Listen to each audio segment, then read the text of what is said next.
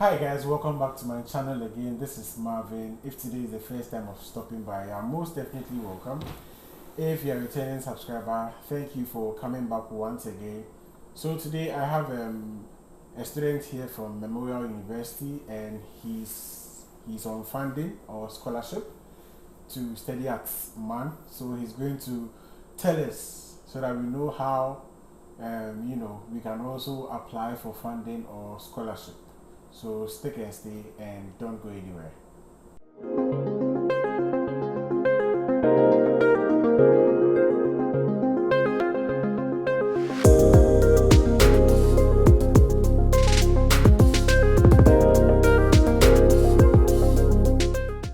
Okay, so introduce yourself to my subscribers. Okay, my name is Evans, a master's in mechanical engineering student at Memorial University in Newfoundland. Okay, so Evans is on funding, so he's going to tell us how he went by his application. So just take us through your whole application process. The part where you are most interested is how you got the funding, or how you secured the funding. So yeah. Okay, so the journey started way back in 2020, and I applied to a couple of schools between the space of 2020 and 2023. Okay. Yeah. Okay, so I applied to a number of schools, mostly in the US. Yeah, in Canada, Memorial University is the only university I applied to. I had a couple of admissions in the US. Most of them were partial scholarship, others to the promised funding on arrival, Okay. which was not convincing to me. So I decided to explore other alternatives. Yeah. So in my research for schools, in Canada, I chanced on the Memorial University because they were undertaking research in my area of interest. And I sent an email to a couple of research faculty in the school. Most of them didn't respond, which is quite usual. Yes, it's normal, very normal. So I think one day after work, I was just closing and I decided there's one particular professor over there that I have not reached out to. So why not? He's the only one left. So why not reach out to him? So I sent an email to this professor, and within the space of 3 hours, he had responded. Wow. And he had already scheduled an interview. Oh, okay. Yeah. So this was so unusual for me because typically professors, you have to send an email reminding them before some of them will even respond. But so this one was, I was so happy about this one, and it also influenced my decision. Because before even the interview, I said to myself that whatever comes out, once I get opportunity, I'll forget about all other admissions and pursue this one. Yeah. So that led to my application to MAN. Okay. Yeah. So how was the email? How did you structure your email when sending to the professors? Okay, so my emails were very brief. First, you just have to introduce yourself briefly, talking about your previous academic qualification, and your intended start dates. Maybe, for instance, if you want to start your program, maybe in fall, winter, or spring, and the year. Yeah. So in the case of MAN, I even indicated I wanted to start in fall 2024. But here lies the key, I'm starting in fall 2023. Yeah. So a brief introduction, then that's the introduction. Then the body, you talk about your research interest. Okay. And over there, you talk about why you are interested in the research and how it's going to influence your career goals or future aspirations. So it means in your research areas or your research interests, it has to align with what the professor is also. Exactly. Okay. Exactly. All right. Yeah. Because they are funding you, so you have to do something in their area of what research. Yeah. Okay. So after he scheduled the interview with you, it was a video interview. Yes, it was a video interview. So, but let me talk about the email. Okay. So in the email, you have to attach your CV. After talking about your interest and concluding parts, you have to attach your CV, your transcripts, and if you have proof of proficiency, you attach that one too. Okay. But if you don't have, nothing stops you from sending your CV and the transcript. All right. Because these are the most important documents here. Okay, so you can. About the interview, what questions did he ask you? Okay, so just like every interview, definitely you'll be asked to tell.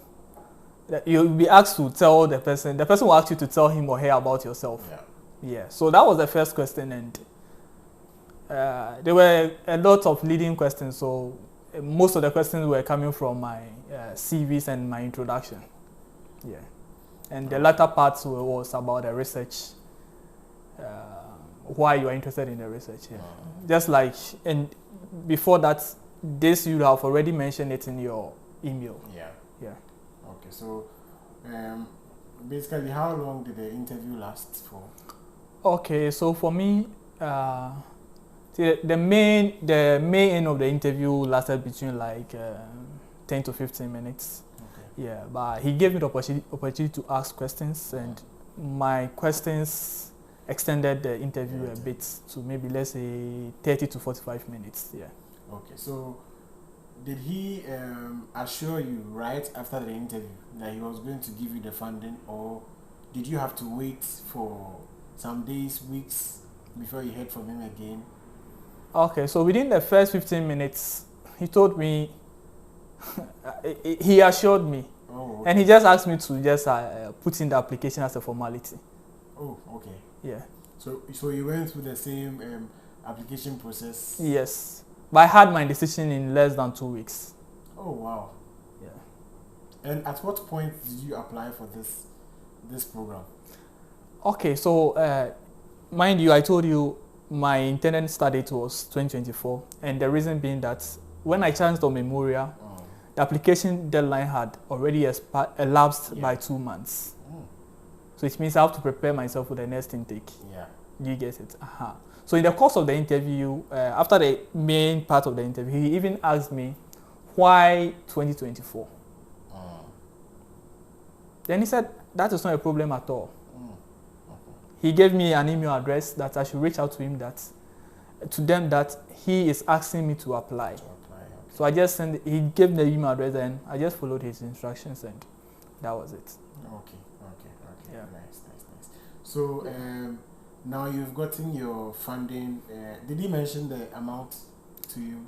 Yes, in the interview he mentioned the amount. Yeah. Okay, all right.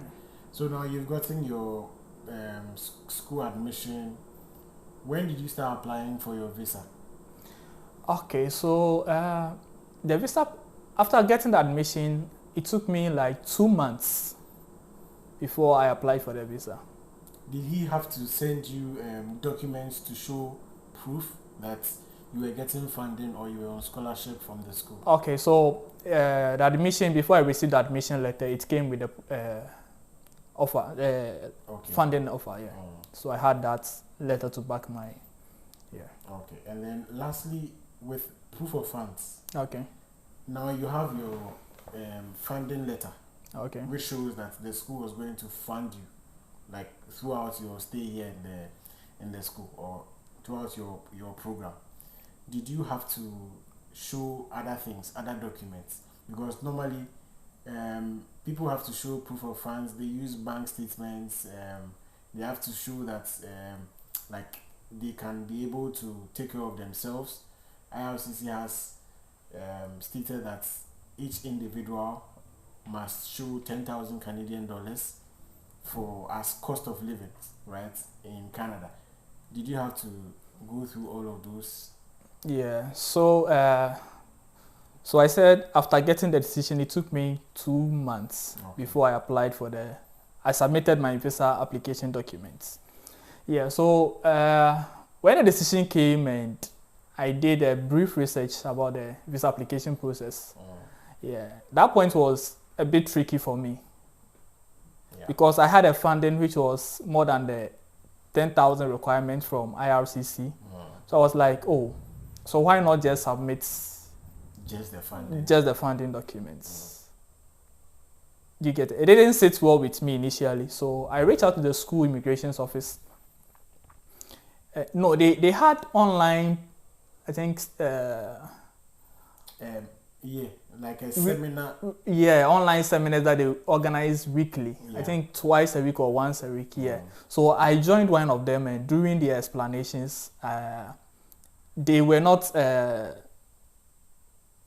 clear on that, but I realized that there was a need for me to actually prove funding as if I'm not getting funding from the school. Okay. Yeah.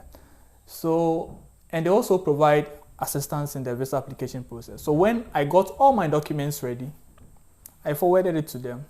Okay. Yeah. With some bank statements. And they got back to me that I had to actually my financial proof of funds documents is weak. Okay. Do you get it? I have to prove as if, just like I was saying, I have to prove as if I'm not getting funding from the school. Because what happens, because the immigration officer is just a human being and going to vet your documents in your absence. So what if the person gets a thought that, so what if you get to Canada and your professor is not even there? Yeah. Or you get to your Canada and the source of funding to your professor had been cut off. What is going to happen to you? So these were the questions, the response that they gave me in the email. So it means I have to prove beyond reasonably doubt that even without the funding, you can still... I will still be okay. In Canada. Yeah. So guys, I think this is a very important point you have to take note of. If you have gotten funding from a particular school and you are applying for your visa, so this is an important point you have to take note of. So lastly, after you put in your application, how long did it take for the visa application? How long did it take? Okay, so let me count the period from after doing my biometrics. Yeah. So I think it took within maximum 7 weeks. I had my... Did you do upfront medicals?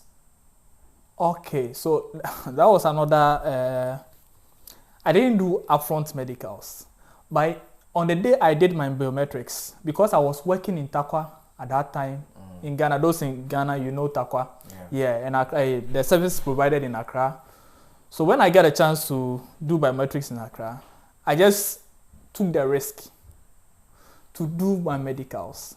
Before the medicals, because that was not the normal routine, so I made inquiries from the service providers in Ghana. And one of them told me, even for upfront medicals, they don't do it anymore.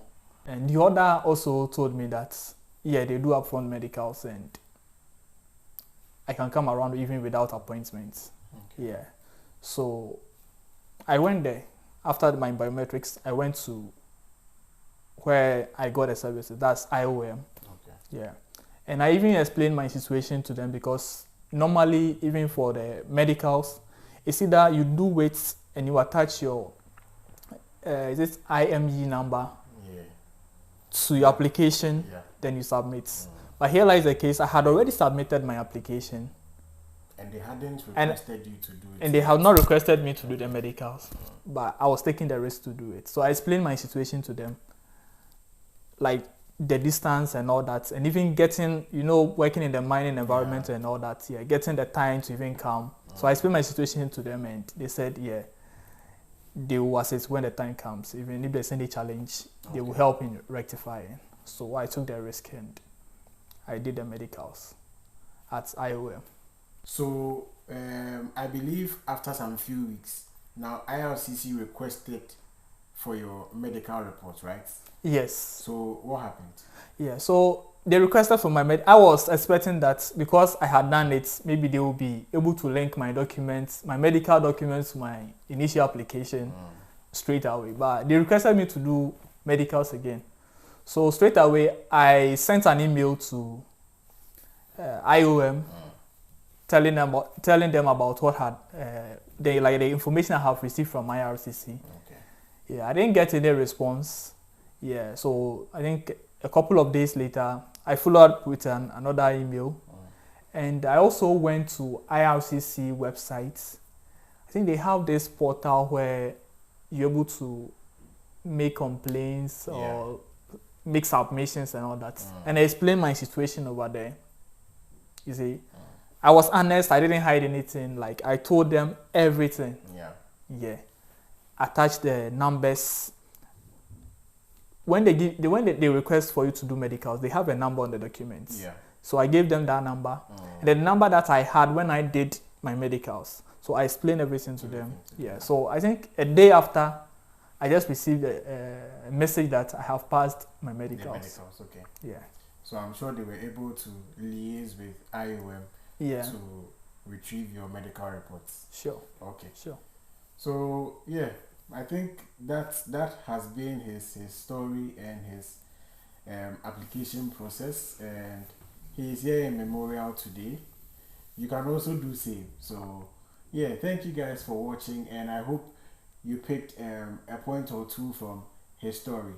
So this brings us to the end of today's video. Please don't forget to subscribe to my channel, and also like, comment and share this video as well.